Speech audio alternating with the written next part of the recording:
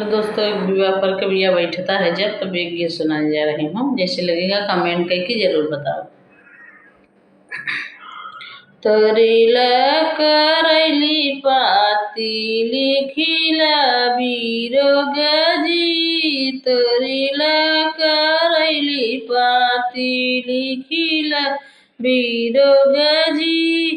कुलिये कमाई कुलिये कमाई पिया हमके तू दिहा जी, कुलिये कमाई पिया हमके तू दिहा जी। कुलिये कमाई धान तोहके हम देबै जी, कभौ जीनी जाऊ नई हरवा। कुलिये कमाई धान तोके हम देबै हो, कभौ जीनी जाऊ तू अपने नैहरवा हो, कभौ जीनी जाऊ तू अपने नैहरवा हो।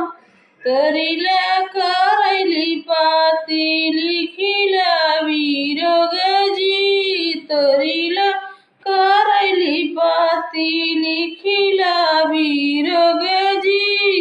कभौ जीनी अपन बहिनिया तू आना पिया, कभौ जीनी तू अपन बहिनिया जीनी आना पिया। तोरिला करैली पाती लिखिला बिरोग धानक, तोरिला करैली पाती लिखिला बिरोग धान।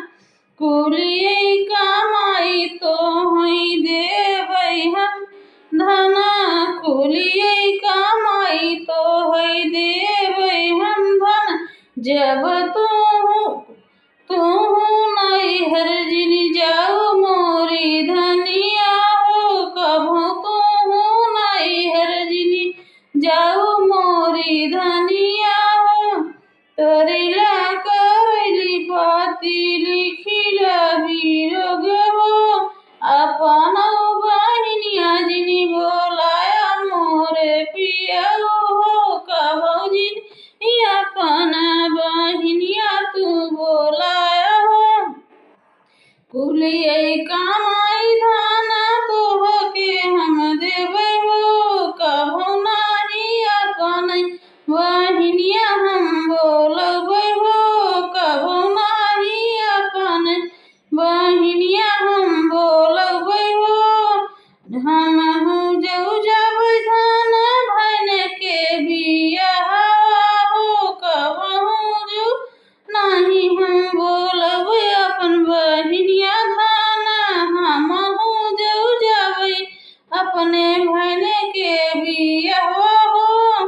तोरिला करैली पाती लिखिला बिरोग धान।